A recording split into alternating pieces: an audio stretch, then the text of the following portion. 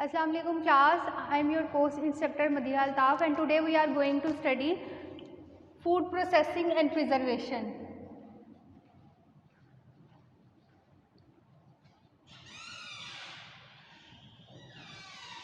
Food processing and preservation में हम लोग स्टडी कर रहे थे वो मेथड और तकनीक्स जिनके थ्रू जो है वो हम अपनी फूड को जो है वो प्रिजर्व कर सकते हैं और उसमें माइक्रोबियल ग्रोथ को कंट्रोल कर सकते हैं। आज जो हमने टेक्निक स्टडी करनी है फूड प्रोसेसिंग एंड प्रिजर्वेशन में वो है रिमूवल ऑफ मॉइस्चर।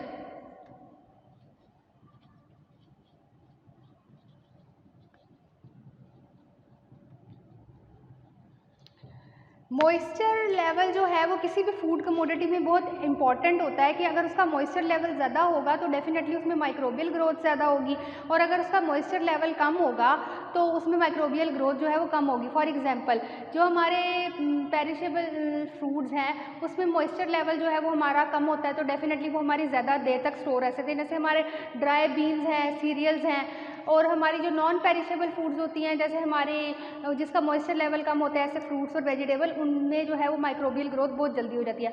इसी तरह मिल्क जो है, मिल्क का भी जो है वो मॉइस्चर क्योंकि वो एक लिक्विड फॉर्म में है और उसमें मॉइस्चर लेवल बहुत ज़्यादा होता है तो मिल्क में भी जो है वो माइक्रोबियल ग्रोथ बहुत ज़्यादा हो जाती है। तो अगर हम वाटर को रिमूव कर देंगे किसी भी फूड कमोडिटी में से तो उसमें जो है वो हमारी माइक्रोबियल ग्रोथ बहुत कम हो जाएगी।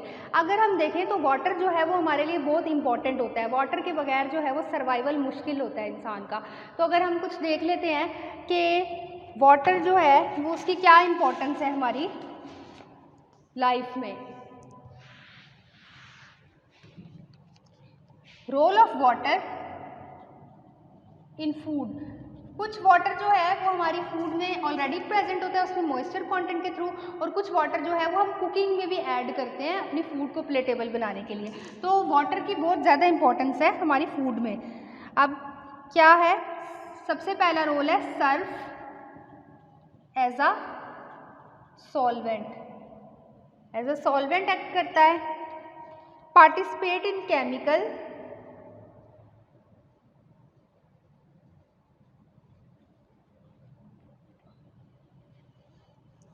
And biochemical reaction.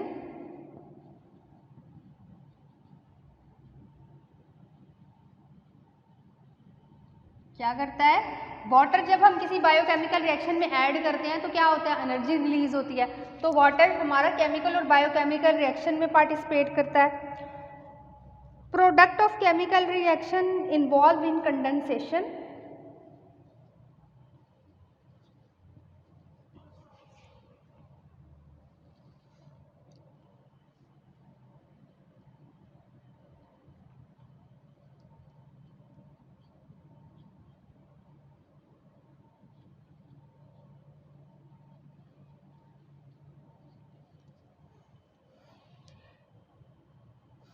Serve as a catalyst. Catalyst क्या होता है, हमारा किसी भी रिएक्शन को स्पीड अप करने के लिए हम एक एंजाइम ऐड करते हैं जो कि हमारी ऑक्सीडेशन या रिडक्शन रिएक्शन में को कैटालिस्ट कर देता है, स्पीड अप कर देता है, उसकी एक्टिविटी को इंक्रीज कर लेता है या मॉडिफायर भी एक्ट करता है ये एज अ। ठीक है, ये कुछ हमारे जो है वो वाटर की इंपॉर्टेंस है कि फूड में अगर ये प्रेजेंट हो तो हमारी बॉडी में क्या कर सकता है। फूड की जो डाइजेशन, एब्जॉर्प्शन और मेटाबॉलिज्म है वो भी हमारा केमिकल प्रोसेस है ना, केमिकल प्रोसेस है। हाइड्रोलाइसिस होती है हमारी फूड जब हमारे स्टमक के थ्रू जो है वो हमारे जीआई ट्रैक से होती हुई जा रही होती है जहाँ जहाँ जिस मिनरल ने ऑब्जॉर्ब होना होता है। तो वाटर जो है उसकी डाइजेशन एब्जॉर्प्शन में एज अ जो है वो कैटालिस्ट एक्ट करता है और विदाउट अगर मतलब उसमें वाटर क्वांटिटी अवेलेबल ना हो, मॉइस्चर कंटेंट ना हो तो फूड जो है वो डिलेड मतलब देर से उसकी डाइजेशन एब्जॉर्प्शन होगी। तो इसलिए जो है वो फूड में वाटर का प्रेजेंट होना बहुत ज़्यादा इंपॉर्टेंट होता है। लेकिन दूसरी जो हमारे पास एक ड्रॉबैक आ जाता है वो ये है कि वाटर जो है वो स्पॉइलेज की कॉज का सबसे बड़ा जरिया है। Fresh fruit, vegetable, meat, grains और रिलेटिवली लो मॉइस्चर जैसे फूड्स होती हैं हमारी, फ्रेश फ्रूट्स और हमारे vegetables, fresh vegetables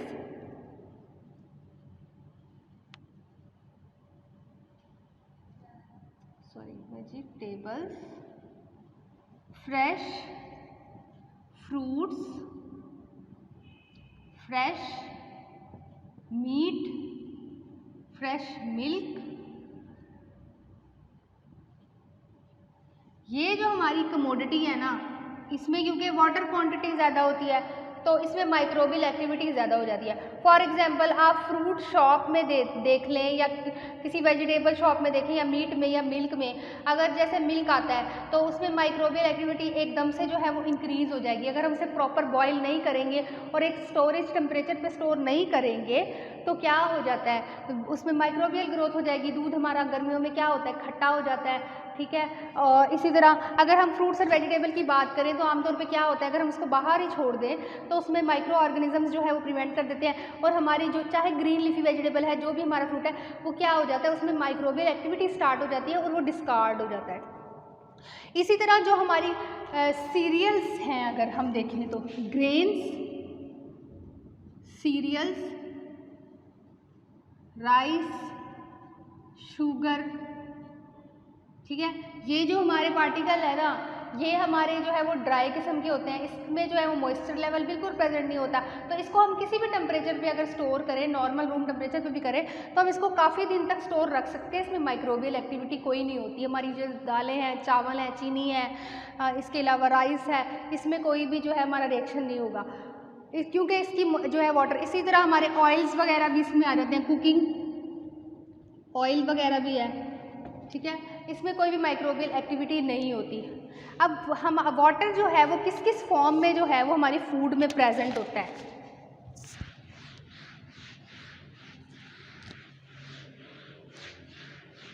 forms of water in food.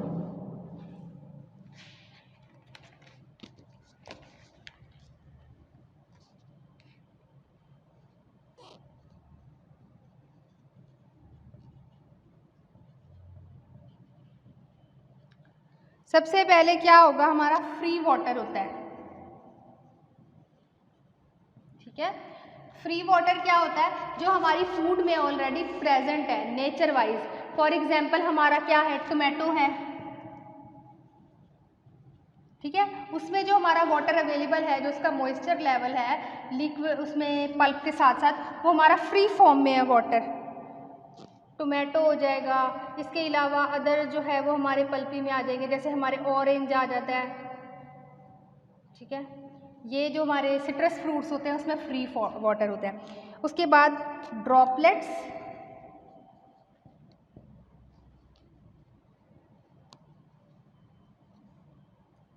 Of emulsified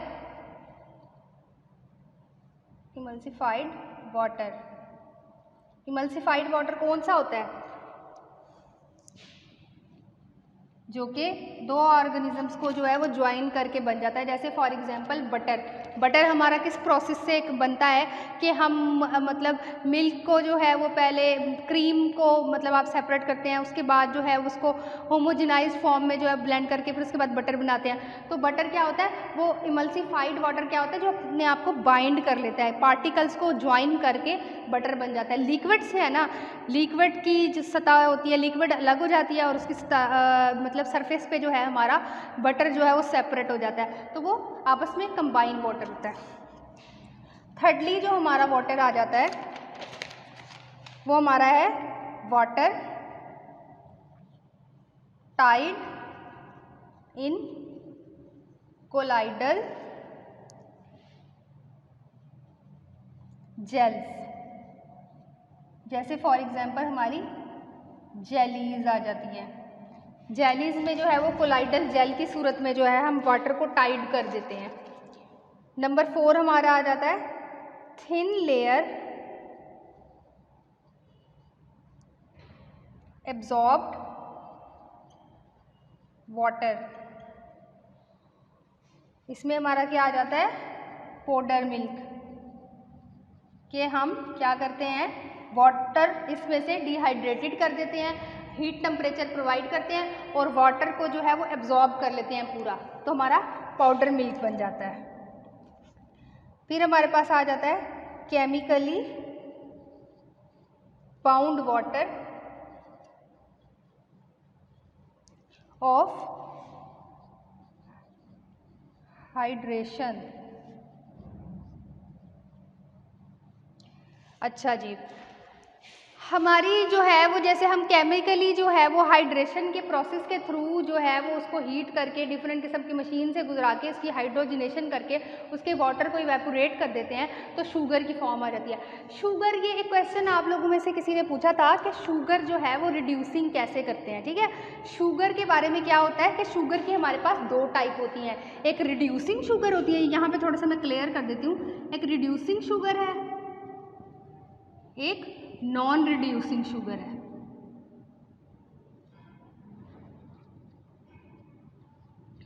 ठीक है, अब जो हमारे पास फूड कमोडिटी प्रेजेंट है, अब शुगरी अगर सरफेस होती है, ठीक है, स्टार्च होता है, जैसे अगर हम वेजिटेबल्स की बात करें, पोटैटो की बात हो रही थी कि स्टोरेज ऑफ पोटैटो में क्या है करते हैं, शुगर की जो है रिड्यूसिंग जो शुगर होती है वो फ्री रेडिकल शुगर होती है ना हमारी। रिड्यूसिंग शुगर में ये होता है कि हमारा जो है उसके बॉन्ड जो है वो टोटली पैक नहीं होते, एक जो है उसमें हो सकता है हाइड्रोक्सिल ग्रुप हो, या एक हो सकता है कि हमारे पास जो है वो कोलाइडल ग्रुप्स भी, मतलब हाइड्रोक्सिल हो सकता है, या हमारे पास OH ग्रुप हो सकता है। ठीक है, वो ओपन एंडेड होता है, कंट्रोल जो है वो पैक्ड नहीं होता। ठीक है, एक शुगर का मॉलिक्यूल जो है वो फ्रीली मूव कर रहा होगा। ठीक है, वो कहीं भी किसी के साथ बाइंड कर सकता है, या उसमें जो है फ्री रेडिकल मूवमेंट की वजह से माइक्रोबियल एक्टिविटी हो सकती है। तो जो रिड्यूसिंग शुगर होगी, जैसे फॉर एग्जांपल पोटैटो की स्टोरेज में हमने पढ़ा कि पोटैटो की स्टोरेज में रिड्यूसिंग शुगर के अमल को हम कम कर देते हैं, उसमें एंजाइम जो है वो हम ऐड करते हैं जो कि रिड्यूसिंग शुगर का वो जो फ्री मॉलिक्यूल होता है उसको अपने साथ बाइंड करके पैक कर लेता है और उसकी स्टार्च की कैपेसिटी जो है वो लो हो जाती है, जिसकी वजह से हम उसकी माइक्रोबियल ग्रोथ को कंट्रोल कर लेते हैं। वो जो एंजाइम हम उसमें ऐड करते हैं वो डिफरेंट किस्म का कोई भी एंजाइम हो सकता है, सल्फाइड एंजाइम हो सकता है या कोई भी एंजाइम होगा जिसको हम उसमें ऐड करेंगे केमिकली, और फिर उसके बाद या फिर जैसे हम फॉर एग्जाम्पल स्टोरेज करते हुए हम बात कर रहे थे कि हम ब्लांचिंग करते हैं पोटैटो के स्लाइस को, जो स्लाइस कटे हुए होंगे क्यूब्स को, उसको जो है वो ब्लांच करेंगे किसी भी सल्फाइटिंग एजेंट के साथ। ठीक है, क्या होगा कि वो उसमें जो उसकी जो रिड्यूसिंग शुगर होगी, जो स्टार्च होगा, जैसे भी कट करते हैं ये स्टार्चिंग कंटेंट उसमें ज़्यादा होता है ना, फौरन ब्राउनिंग सी शुरू हो जाती है क्योंकि उसका शुगर कंटेंट ज़्यादा है। तो जब हम उसको ब्लांच करेंगे सल्फाइटिंग एजेंट के साथ तो क्या होगा, उसकी रिड्यूसिंग शुगर की जो वो कैपेसिटी है उसको जो है वो एज ए एंजाइम हम एक्ट करके जो है वो कम कर देंगे और उसकी शुगरी मतलब सेटिस्फाइड मॉलिक्यूल उसमें आ जाएंगे। तो उसके बाद जो है हम उसको स्टोर कर देंगे तो वो जल्दी ब्राउन नहीं होगी या जल्दी डिस्टार्ट नहीं होगी या उसमें कोई माइक्रोबियल एक्टिविटी नहीं होगी। इसी तरह जब chemically bound water bye hydration करते हैं तो वो हम क्या करेंगे, केमिकली जो है वो हम कुछ केमिकल्स ऐसे ऐड करेंगे जो कि शुगर के मॉलिक्यूल्स को अपने साथ बाइंड करेंगे और उसकी वाटर को इवेपोरेट कर देंगे। ये जो है वो जनरली हमारी कुछ वाटर की फॉर्म है जिस फॉर्म में हमारी फूड में जो है वो वाटर अवेलेबल होता है। नेक्स्ट अब हम देखें कि फूड में जो है वो वाटर अवेलेबल है जिसकी वजह से माइक्रोबियल क्वांटिटी हमारी बढ़ती चली जा रही है, फूड हमारी डिस्कार्ड होती जा रही है। तो जनरली आम तौर पे हम फूड को स्टोर करने के लिए, उसके वाटर को रिमूव करने के लिए कौन कौन से मेथड यूज़ कर सकते हैं जिसके थ्रू हमारी फूड ड्राई हो जाए और इसमें माइक्रोबियल कॉन्टामिनेशन ना हो। तो आम तौर पे जनरली जो हम मेथड यूज़ करते हैं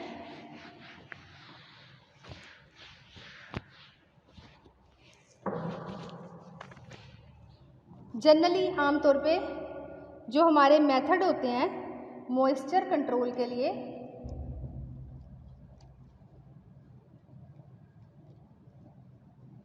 क्या वो कौन कौन से होते हैं। नंबर 1 हमारा हो जाता है सन ड्राइंग, नंबर 2 हमारा है dehydration, number 3 evaporation, number 4 freeze drawing,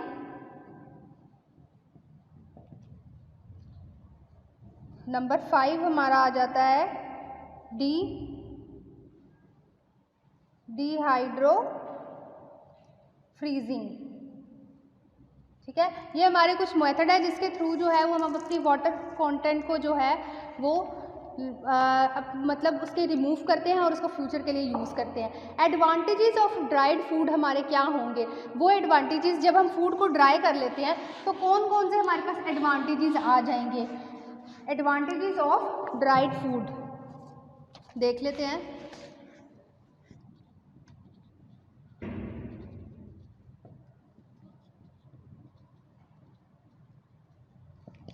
सबसे पहले क्या आ जाता है, ड्राई फूड जो है वो प्रिजर्व ज़्यादा टाइम तक रह सकती है।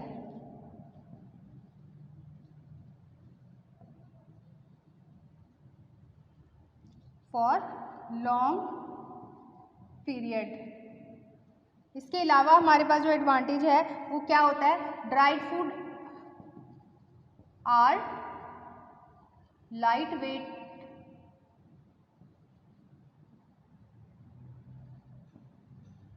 अच्छा नंबर 3 क्या है, लाइट वेटेड होगी तो ट्रांसपोर्टेशन अगर एक जगह से दूसरी जगह करनी है तो वो इजी हो जाएगी।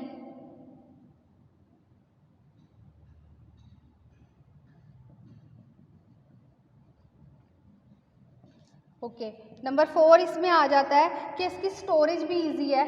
स्पेस के अकॉर्डिंग जो है कि अगर जो है जाहिर सी बात है लाइट वेट है, इजी टू ट्रांसपोर्ट है, तो जब हमने इसको स्टोर करना होगा तो ये कम जगह पे जो है वो ज़्यादा फूड हमारी स्टोर हो जाएगी।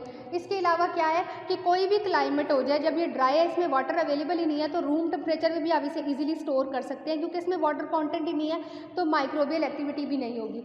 सबसे पहले अब सन ड्राइंग आ जाता है। सन ड्राइंग में क्या होता है हमारे पास, सन ड्राइंग में ये होता है कि हम जो अपनी फूड है उसको आमतौर पर जो है वो डायरेक्ट सन से जो है वो कॉन्टैक्ट करके उसको ड्राई करते हैं।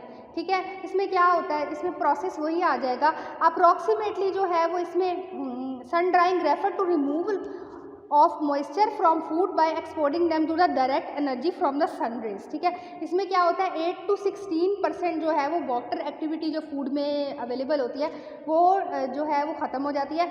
आमतौर पे बहुत सारे कंट्रीज़ में जो है वो सन ड्राइंग का प्रोसेस किया जाता है। हमारे घरों में भी बहुत सारी चीज़ें ऐसी होती हैं जिन्हें हम सन ड्राई करके यूज़ कर लेते हैं। जो जनरली फूड है हमारी है वो ग्रेप्स हैं, ग्रेप्स को हम ड्राइड फॉर्म में जो है वो उसको ड्राई फ्रूट के तौर पे ड्राई फॉर्म सन ड्राइंग करके उसको ड्राई फ्रूट के तौर पे कंज्यूम करते हैं। डेट्स को भी हम कंज्यूम करते हैं, प्लम्स हो जाते हैं हमारे, एप्रीकॉट है जिसकी हम सन ड्राइंग करके उसको फर्दर विंटर में जो है वो हम as a dry fruit use करते हैं। अब इसमें जो है सन ड्राइंग के लिए जो जो इक्विपमेंट रिक्वायर्ड होंगे, इक्विपमेंट्स हमारे पास कौन कौन से रिक्वायर्ड होंगे कि सबसे पहले तो जो है हमारे पास एक प्रॉपर बॉक्स वगैरह अवेलेबल होनी चाहिए, जिसे आमतौर पर हम स्वेटिंग चैम्बर कहते हैं। स्वेटिंग क्या होती है, स्वेटिंग चैम्बर एक वर्ड यूज करते हैं।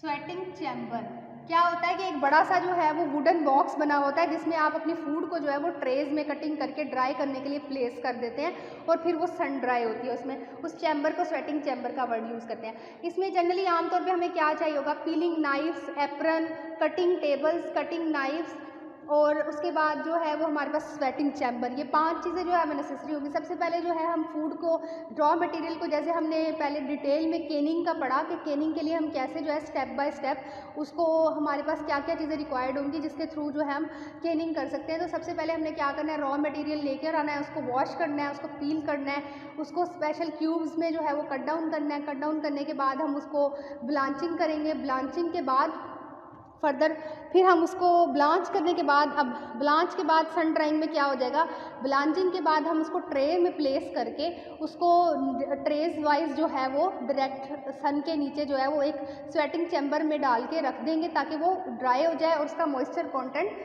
ख़त्म हो जाए।